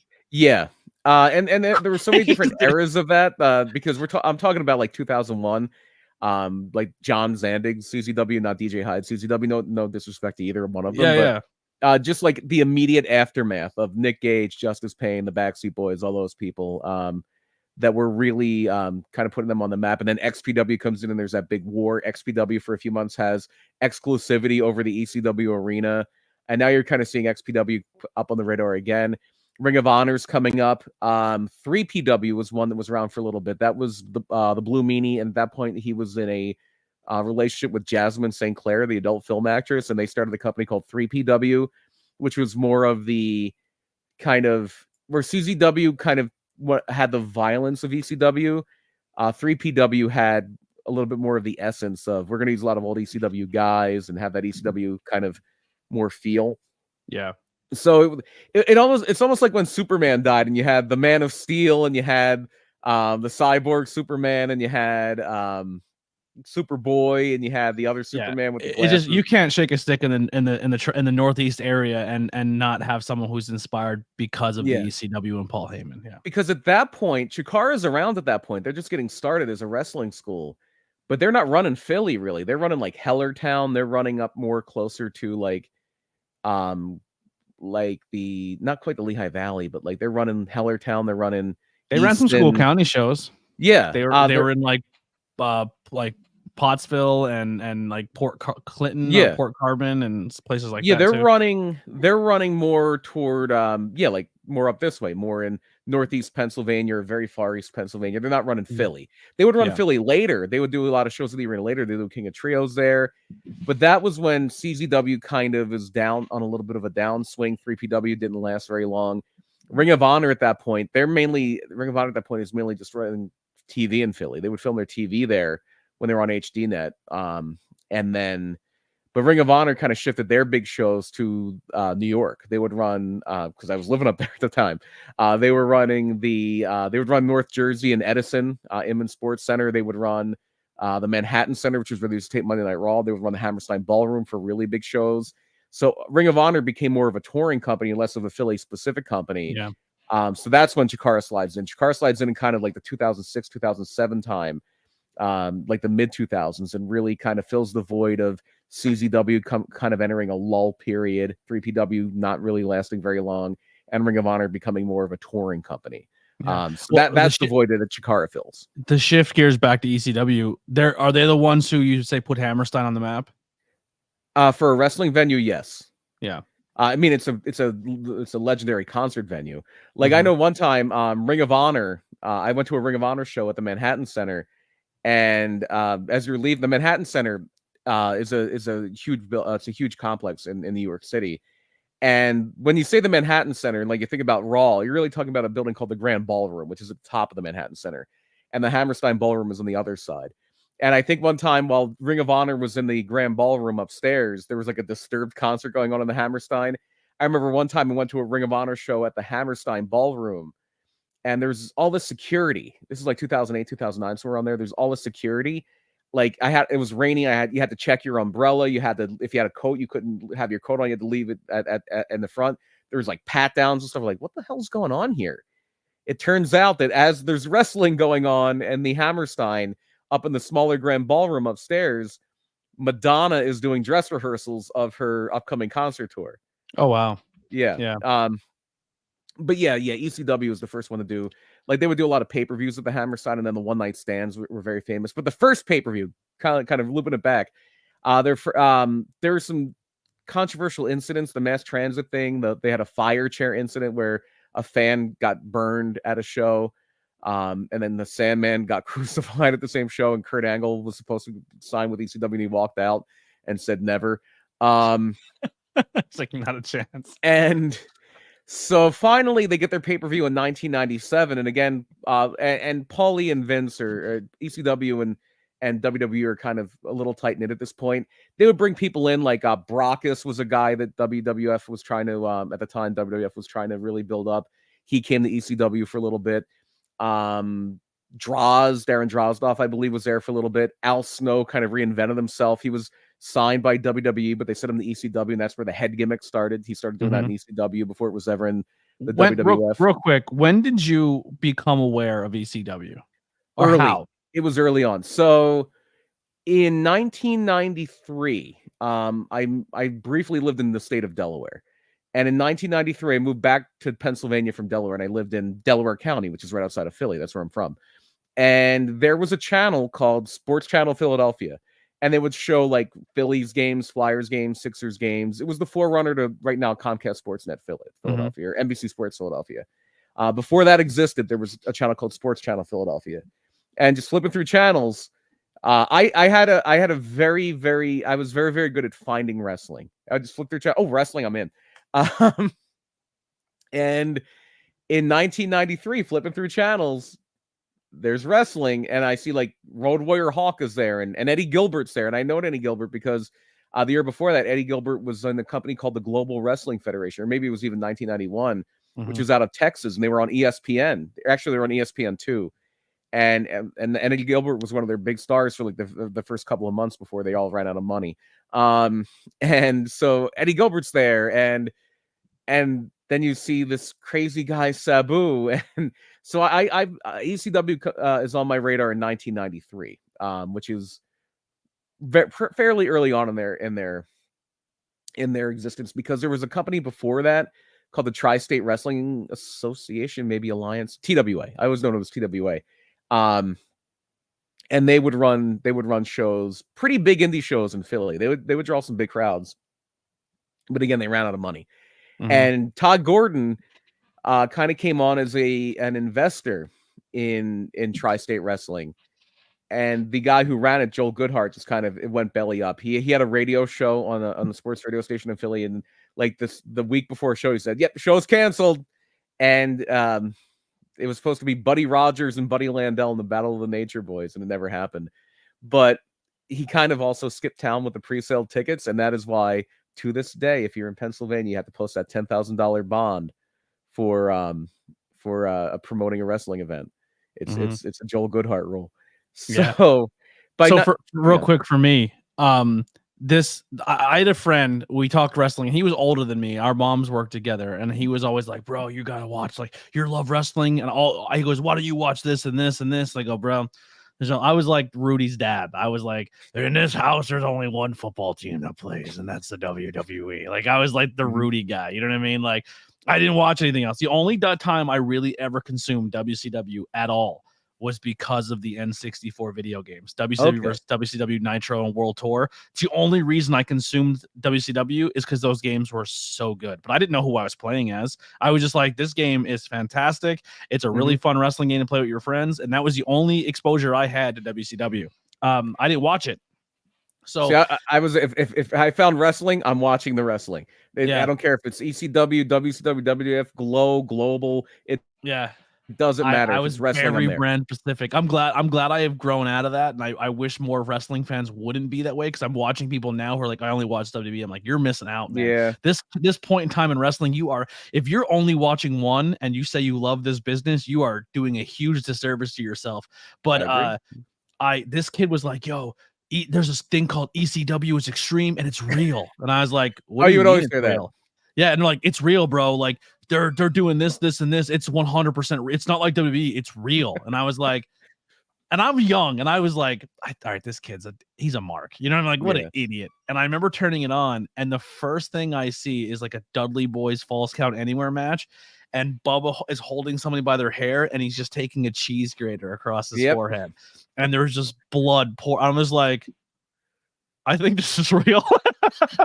It allowed you to suspend that disbelief for a little bit. It did. Younger. It got me. And there were always urban legends like, oh, if you go to an ECW show, you have to sign a release. You have to. Yeah. All that was fed to me. Yeah, like there were always those tall tales about it, and they had a great propensity for getting people to actually believe their angles too. Yeah, and two of them in particular. The angle with the Sandman being blinded, that they did that so well, and the Sandman did a great job of it too, where they had a match with Dreamer and Sandman, where Sandman has a cigarette and Dreamer like goes to push him in the face, and the cigarette goes in Sandman's eye, and they treat it like it's legit. Like Sandman's retiring, and he walked around like everywhere with like bandages over his face for like a month to sell it. And then in the retirement ceremony, when Dreamer turns his back, he rips the bandages off and just busts him over the head with a cane. Yeah. And the other thing I think some people actually kind of believe, maybe not a lot of people, but they did it the exact right way, where when they brought in Bill Alfonso to kind of tone things down a little bit, as they brought in Bill Alfonso saying that ECW has gotten too out of control, and Bill Alfonso has been appointed by the State Athletic Commission, and he has to cool down ECW, and I think people really bought it. I think people thought like, never let that athletic commission into your shows. Yeah. If you do let them in, you break their jaw. Too soon. But ECW by 1997 is trying to get pay-per-view. They finally get it. By 1997, they're finally gonna have Barely Legal, which is their first pay-per-view from the ECW arena. And WWF is on the ropes. They're getting their ass beat by WCW in the Monday Night War. They're in trouble. The NWO is in full swing. WWF is looking for something, anything. Heyman is helping consultancy-wise. And they had a show called Livewire, and he calls in as Bruce from Connecticut. And he's like just yelling at people there. He's yelling at Vince Russo, I think it was Vic Venom at the time. And by 1997, they do a thing where ECW is going to invade Raw. Raw's at the Manhattan Center, so ECW shows up. Jerry Lawler was doing a back and forth feud with ECW. He would show up at the arena. He actually, him and Cornette showed up one time because Cornette and Heyman really didn't like each other at this point. Going back to the NWA thing where Shane Douglas threw down the NWA World Title, the guy they really screwed was Dennis Corluzzo, who was the NWA promoter out of New Jersey, and Jim Cornette was very friendly with Corluzzo, and there was bad blood between Cornette and Heyman forever. But Lawler and Cornette showed up one time, and I remember, I think it was Lawler hit Tommy Dreamer with the Sandman's cane and caught him and ruptured his testicle. So very painful injury there. But they do a thing on Raw where the BWO shows up. Rob Van Dam starts showing up as Mr. Monday Night. There was a little bit of working back and forth and like an ECW versus WWF feud throughout 1997. But what's happening is when WWF really starts to come up in 1998 and Austin's taken off and The Rock's taken off and wrestling as a whole is taking off, because by 98, like WCW is still going pretty strong. Like they're starting to lose steam a little bit, but 98, both companies are really, really going strong, and the war is in full swing. And what that did, and this is great for the boys, is it rose. There were bidding wars for people. And if you couldn't steal somebody from WWF or WCW, oh, let's get a guy from ECW. So ECW had to start paying their talent more to keep them around. And it just wound up becoming, that bubble got so big that Paul Heyman couldn't fund it anymore. And they weren't making enough money to fund it. And that's why ECW gets into financial trouble. They say by the time that they were at the end of their rope in like 2001. They get a show on TNN for a little bit, but TNN was just kind of using them as a test case because they really wanted to get WWF. And in 2001, they do make the deal to get, or 2000 or 2001. I believe 2000 is when Raw went from USA to TNN, and then later it was Spike TV. And they also got kind of screwed out of some video game royalties. They had a video game, 2 video games actually, Hardcore Revolution and Anarchy Rules, and the publisher of the video games was Acclaim, and Acclaim went out of business. So they were supposed to get royalties on those video games that they never got because Acclaim went belly up. You didn't get the pay-per-view money right away. So by the time ECW closes down in 2001, they have $7 million in debt, but they were owed $3 million in pay-per-view money. But still, they were still $4 million in the hole. Mm-hmm. And Heyman had kind of checked out at that point. The other thing that happens in 2001, I know we're going long. I'm going to try to shorten this up a little bit. In 2001, Jerry Lawler and Jim Ross are the voices of WWF. And Jerry Lawler is dating Stacey Carter at the time, who was the Cat in WWF. And she got fired. She got fired in February of 2001. And basically, Jerry Lawler stood up for her and said, hey, look, if she goes, I'm gone too. And they're like, okay, Jerry. Sorry to hear that, but you're done. And so when Jerry Lawler leaves, Paul Heyman joins Jim Ross in the commentary booth. And it's the first time he's done commentary regularly since the early 90s in WCW. And Heyman has that going on. He also was in a movie at that time. They did a remake of the movie Rollerball, and he was the announcer for Rollerball. So he's in California trying to get work as an actor, and he's at Raw every Monday while ECW is just dying. Like Tommy Dreamer was the one that was really kind of taking over ECW at that point and running the day-to-day. And Tommy Dreamer was trying to put funding together to buy it. Like, I think he had set up something with I think a company's called like Rainbow Sports or something like that. And they were going to put together a deal to buy ECW. But Heyman was like, no, we're done. We're done.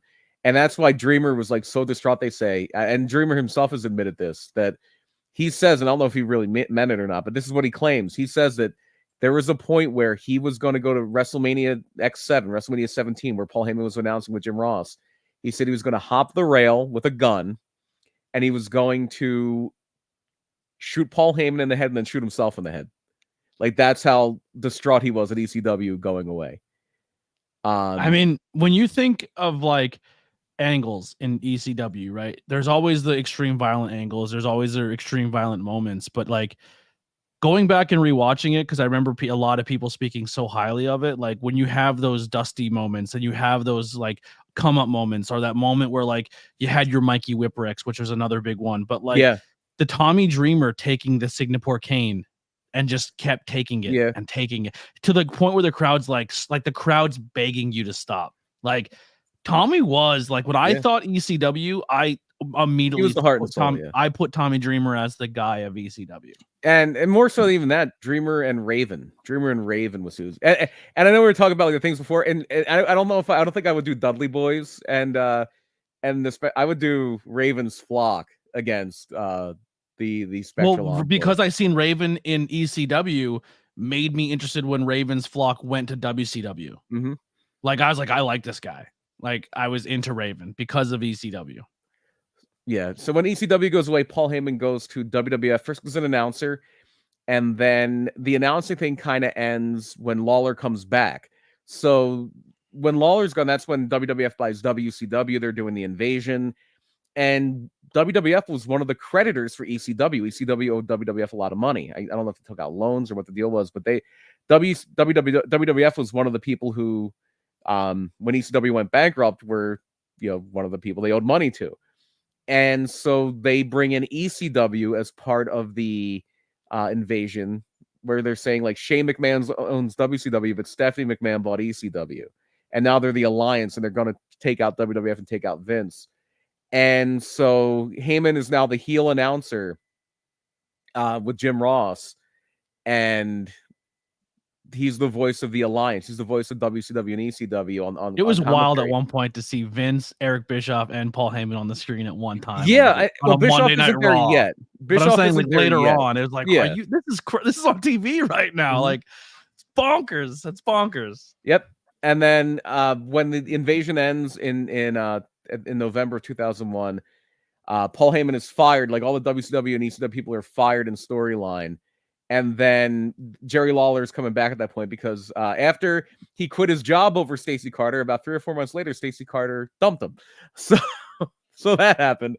And so hat in hand, actually, one of the things he did while he was not in there, like, because WCW closed down, Jimmy Hart and Hulk Hogan and Brian Knobbs put together tapings for this thing called the XWF. And you can find these on YouTube. And they just basically shot a few episodes as a pilot, but nobody ever picked it up. And the commentary team, and this is a unique team, the commentary team for the XWF is Tony Schiavone and Jerry the King Lawler. It's a very unique team. Because Lawler didn't do a whole lot of commentary outside of WWF or WWE. So Heyman, I loved him as a kid, and as I get older and rewatch old pay-per-views, I can't stand him on It commentary. didn't age well just because of the risque content and the kind of sexism of it. It was boring. It's kind of boring to listen to as an adult. It's like cheap comedy. It's like listen, I'm not above it. I'll laugh at a fart joke, but like it's like going back and listen to old Jerry. It's like, shut compared up. to like a Bobby Heenan or a Jesse Ventura in there's no contest. They're timeless. Like, I can listen to them all day. And so Heyman, I think, was also helping out creatively backstage at this point. And in 2002, Heyman has been off TV since November 2001. And in April of 2002, after WrestleMania 18, the big guy debuting for the WWF the night after WrestleMania in 2002. You may have heard of this guy afterward. He's a guy named Brock Lesnar. And so Brock Lesnar's debut was one of the best debuts ever. There's just this match with, like, Spike Dudley and a few other people. Brock Lesnar just comes in with Paul Heyman and kills everybody. Like, I think Spike or somebody comes off the top rope with a pull cue and breaks over Brock's head.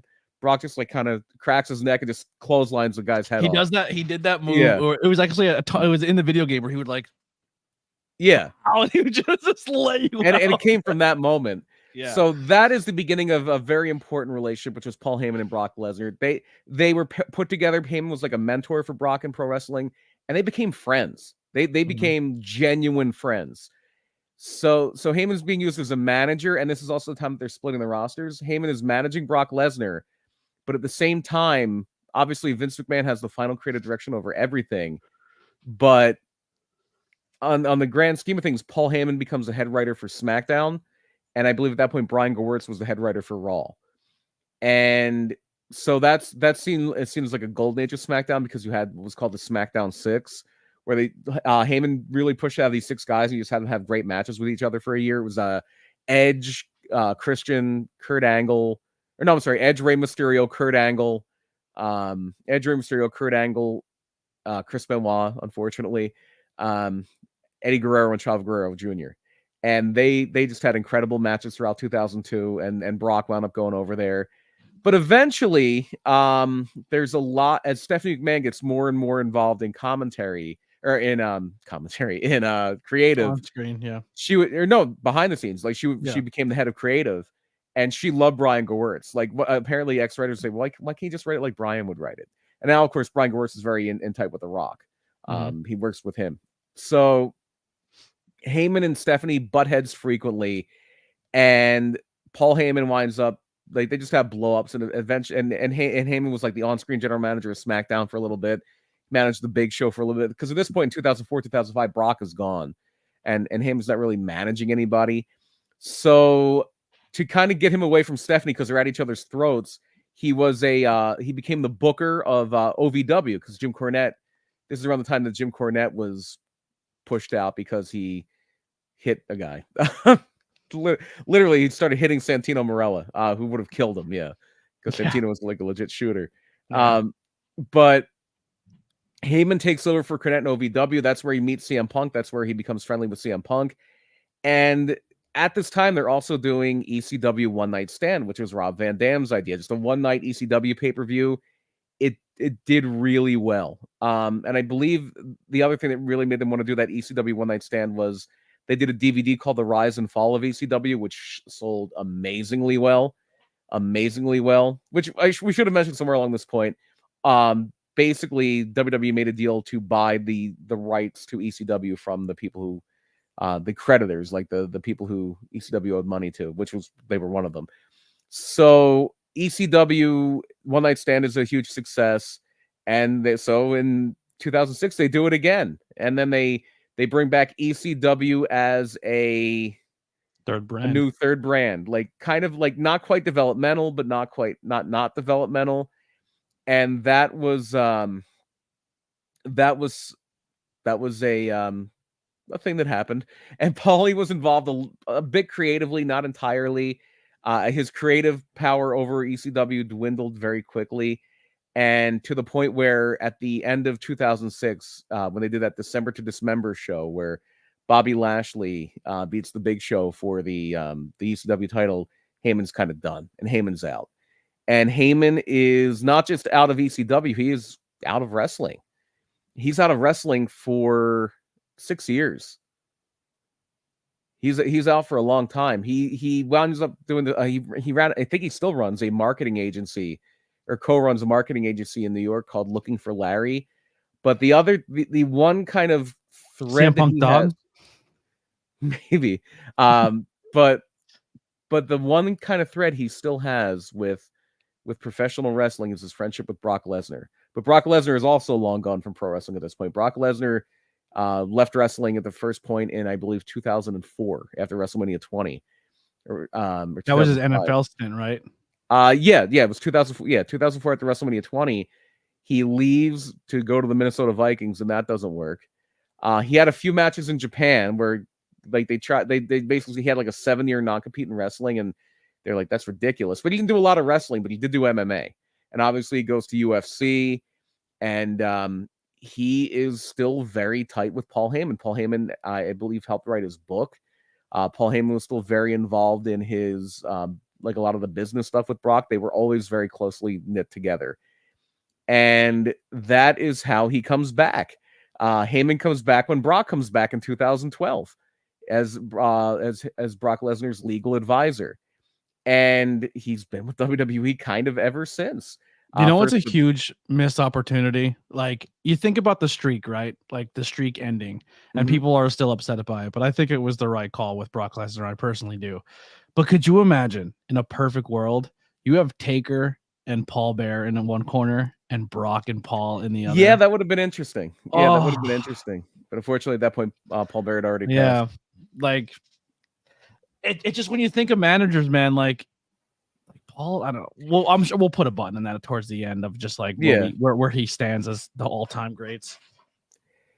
Yeah, but yeah, that's, I mean, I think we all know what's happened since then. He had that really, really great run with Lesnar. He had a great run with CM Punk when Lesnar was kind of just there sparingly in 2013. They tried with some other guys. Remember, he managed Curtis Axel for a minute. He managed Cesaro for a minute. Ryback, Big Show. Ryback, yeah. Big Show was a little earlier than that, but then they really found the niche with Lesnar when Lesnar was coming in more regularly. And he had that wonderful run with Lesnar, which takes us right into the bloodline, which takes us right to now. Going to the Hall of Fame.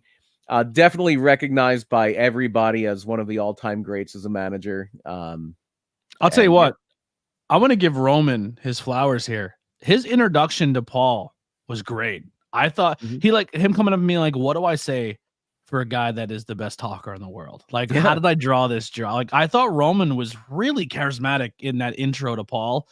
The speech was unbelievable. It was everything you wanted from Paul Heyman, for his kids, for his business, like kind of showing the three faces. Like we joked around at the thumbnail, the three faces of Paul Heyman. Like, it was beautiful. It was everything you needed. And I mean, the guy, we're not talking about him as if he's gone, because he's still at the top of his game. Yeah, like he's still, like, there's no slowing this guy down. Like and obviously Roman is the engine because it's Roman, and he's the guy that's actually, he turned Roman babyface without even Roman being on screen. Yeah, but Paul Heyman has always been able to not only keep things interesting through his microphone work, but keep things interesting through his usually anything he's doing on screen, he's having some creative involvement with too. He's like Brock and Roman have kind of been able to write their own tickets with a lot of creative, and to the point now where it's coming out that it looks like the reason that Cody didn't finish the story in LA at WrestleMania 39 is because Roman and Heyman pushed for Roman to win that one and have Cody win at 40. Mm-hmm. And because the Rock picked up the phone. Yeah, well, there's been a lot of stuff about that too, where I guess there was a point sometime where somebody said like Rock was going to beat Roman and then vacate the title but be the people's champion. It's like, okay, I don't know if that's a great idea. Dude, but that's a whole other conversation. I'm terrified of The Rock. I'm gonna be honest, man. I'm getting Hogan vibes. I'm getting terrified. He doesn't want to wrestle enough to be Hogan. I will die on the hill that I think Cody winning 39 was the right move, but I feel okay about it because if Cody would have won a 39, I wouldn't have been able to be there for him winning at 40. Yeah. And honestly, the only thing, and we didn't talk about this, the only thing of that WrestleMania 4, like that ending that I did not like at all, and everyone was saying it's supposed to be Austin, it was supposed to be this, it was supposed to be that. I don't think you need Stone Cold in that. I definitely did not like the Undertaker spot. Like the nostalgia kick doesn't do it for me. Like visually, I feel all the people who were treated by Roman and the Bloodline for 2 years should have been the ones to run off the Bloodline to let them be like, no, we're standing up for Cody. This guy's going to have his moment. Roman's going to have to stand on his own, and have the roster that you're currently pushing and working with every single week be the deciding factor to push away the Bloodline so that moment happens. I think the Undertaker was a giant cop-out just to get a nostalgia hit. I see where you're coming from. I think I do disagree, and it would have been definitely better with Steve Austin, and just because that is the Rock's foil, that is the Joker. The Rock is the Joker to Austin's Batman, and I guess Austin, it came out later they couldn't come to a deal. I would have thrown him whatever money you needed for that, but I think it would have been that we have John Cena and Steve Austin, the last two flag bearer baby faces of WWE, saying, Cody, it's yours now.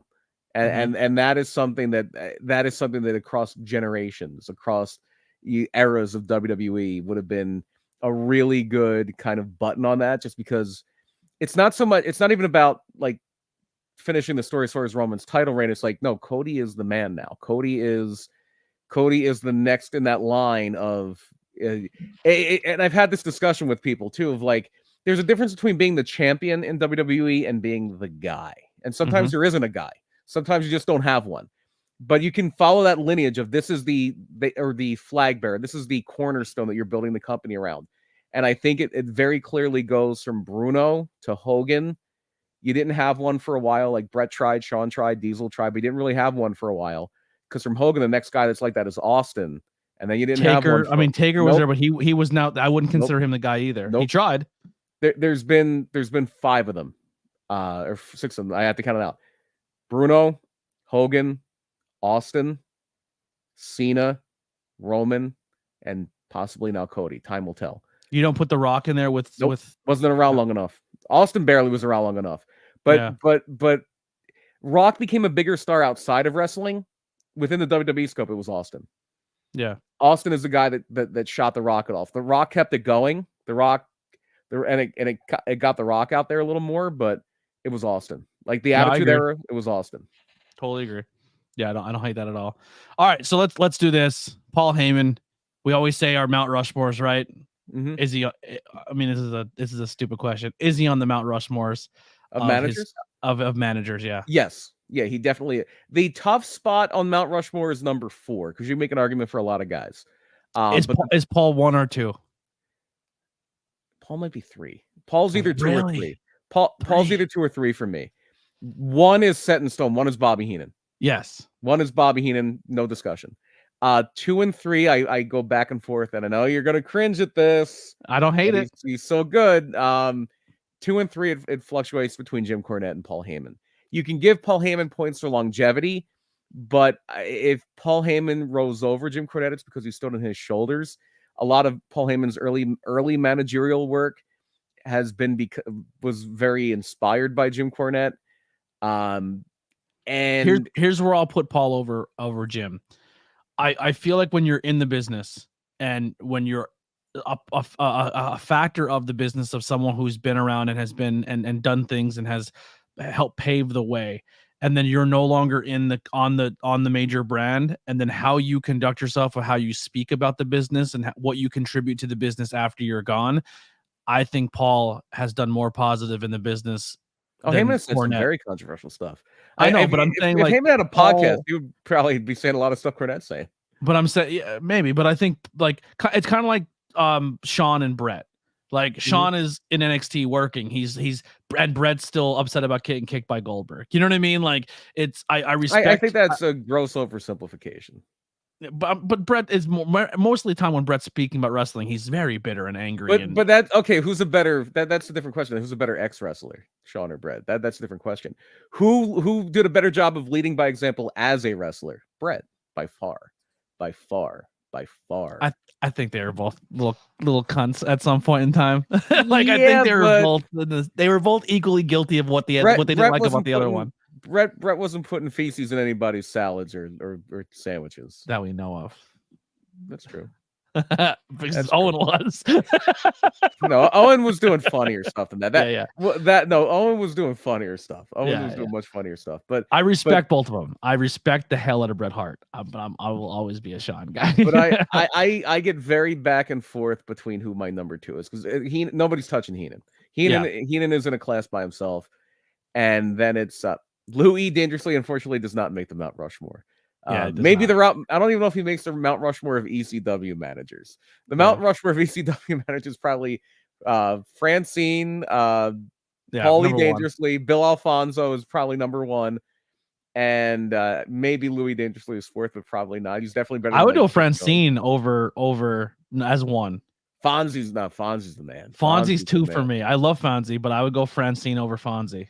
Because Francine got the worst of it. Like, she was, I don't know how she's not in therapy. Like, they were horrible to her. Francine's a tough girl from Philly. She can handle it. Yeah, she's a beast. So I still have never said a word to her. I've been in 3 cons with her. I'm terrified.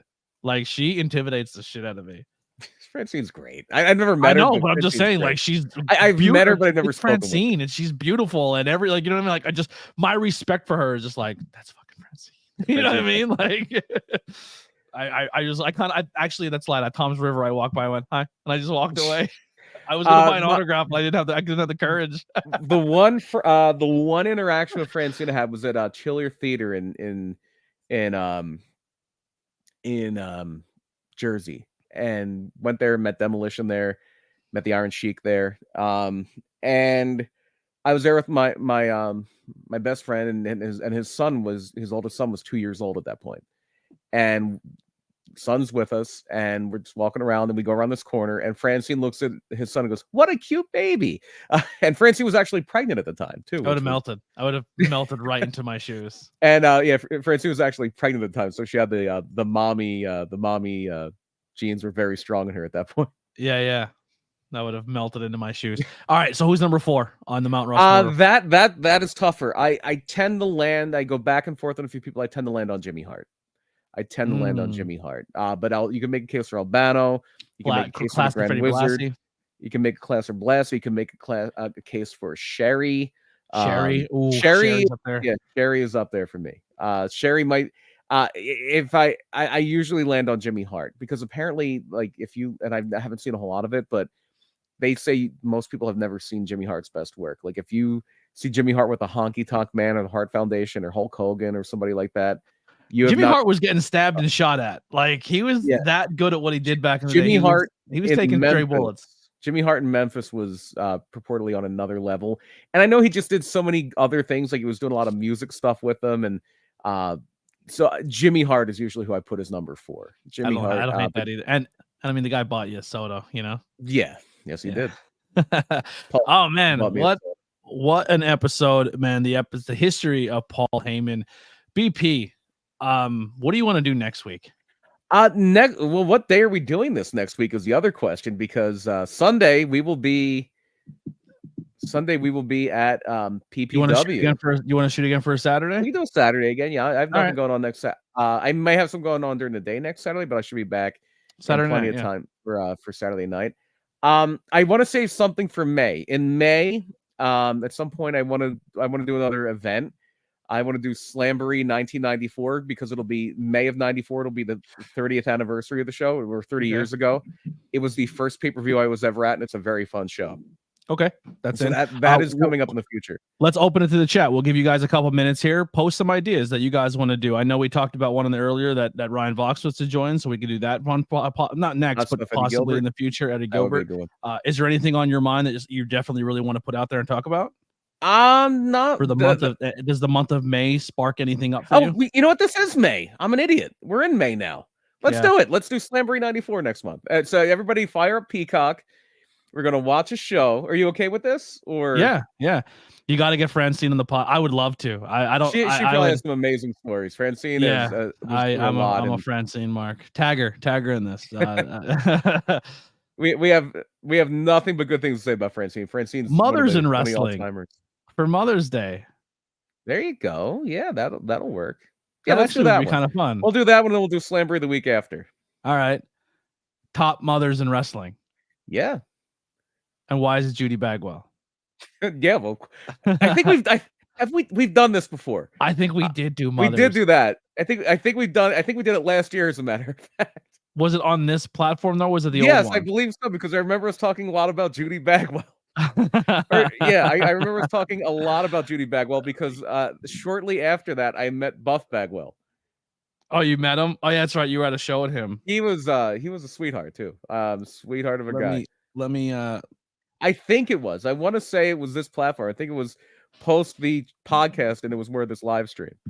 Let's see. Because I know for a while we had some episodes that weren't numbered, and they weren't podcast related. I want to say if it wasn't last year, it was the year before, but I'm pretty sure we did mothers in wrestling because I know we covered Judy Bagwell like pretty hardcore. It does.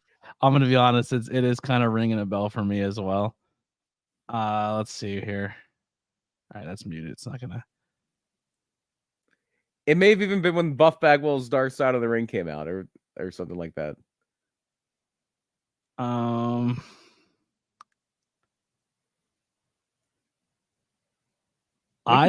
don't see it, so I don't think it was on this platform. Did we cover Buff Bagwell at all? We didn't. We did not. Huh. All right. We might have just had it. So, like, just to kind of go through it, we started with Smash Master preview, the death of Nancy, Alicia Atute interview, History of Sting Part 1, Chikara review, the trivia, the indie wrestling draft, which was a lot of fun. That was a lot of fun. The pro wrestling. We should actually. I know it's post draft. Do you want to do another? Do you want another draft another company with today's indie talent? We could do that. Yeah. I think that'd be a fun one. Naughty or Nice pro wrestling list, end of the year awards, pro wrestling predictions, recap show, Jerry Jarrett, No Mercy, WrestleMania 22, WrestleMania 5, 28, 29, 80s and 90s tag teams, championship drafts. Yeah, I don't see it on here. All right, let's do it. We're in. I'm in. All right. So we'll do so we can do mothers, we'll do mothers wrestling, we'll do Slamboree, and then we'll do another independent wrestling draft. Yeah. I'm all for that. Although I have to be very careful that indie wrestling. Oh yeah, draft. We still have to do the US title history as well. Yeah. We'll do that for 4th of July weekend. That sounds like a perfect 4th of July we'll do the US title. Maybe by then I can earn up a couple bucks and I can talk to some belt makers and maybe we can find a way to get a custom US title made as a giveaway or something. If I were to get a replica belt, I'm too cheap to ever do it. I've had this discussion with people, but my first one I would get would be the old school Intercontinental title. The second one might be the WCW US title. That's one of my favorite belts. There you go. MA likes draft too. So I might have a custom Intercontinental Championship coming, a custom podcast Intercontinental Championship coming. Sweet. We'll see how it goes. But man, thank you guys so much for having us. We appreciate you guys for tuning in and really supporting the channel. I know we've been away for a while, so we will get active on that. WrestleMania was tough, and we're doing a lot of stuff outside of this. My brain was fried for like 2 weeks after Mania weekend. I was shot. My brain was fried. But thank you guys so much. We are still doing watch alongs. So if you want to come in and hang out with me on some watch alongs, they're always there. We have a lot of great content on the Ben Frank Connection, as well as just the channel itself. 5 Questions with ABJ, a whole bunch more dropping. I just did an interview with Paul London that you guys should definitely go check out. Like I said before, our YouTube membership, super chats, and donations are turned off right now. Full disclosure, I'm not working. I have no income. I was really banking on that last YouTube check to kind of help me out a little bit, and now it's on a pending hold, and I have to wait 30 days to try to open it up so I can claim the money that was there. So merchandise sales would really help, or anything you guys can do. Patreon is always there. If you can't monetarily, I get it. Hit the thumbs up button, hit subscribe, share this to your friends. Make sure you go subscribe over to Opinion City Podcast, Raz's channel, Witchcraft by Lily, High Tension Wrestling, all those channels, and really show them the support. That'll do it for us. Anything else you want to plug before we get out of here, BP? No, I already plugged. I'll do it again. PPW Thunder Road. I believe, I don't know if they're doing this again this time, but the last couple of shows, if you're not in Pennsylvania, you're not local, if you go to Premier Wrestling's YouTube channel, the last like 2 or 3 or 4 PPW shows have been streamed live on there. But if you can make it, come on out to Slatington, Pennsylvania. It's going to be a fun time. You'll be done by like 6 o'clock at night. If you're doing something for Mother's Day, you can go hang out afterward. If you're not doing something for Mother's Day, I don't know if Funk Brewing's going to be open afterward, but if they are, I'll be at the show. Bring your moms. I'll give her a kiss. I believe we are going to have a moms only Philadelphia Playboy kissing booth at the show. Nah, you just stole my bit. I was gonna do a kissing booth for the moms, but never mind. It's been maybe get a 2-for-1 special going. 2 for 1. Yeah, you can get it. I'll have the ABJ stand, and he could do the kissing booth. There you go. There you go. Nothing nefarious going on there. See you guys next week. We're out of here. Bye.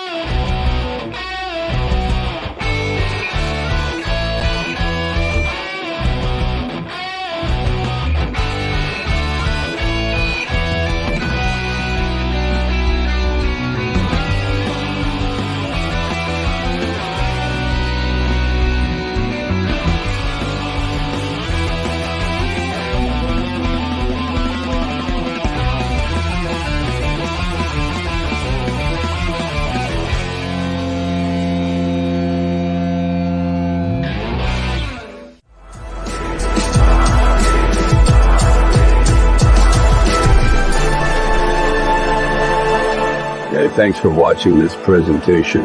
Like, share, and subscribe for more.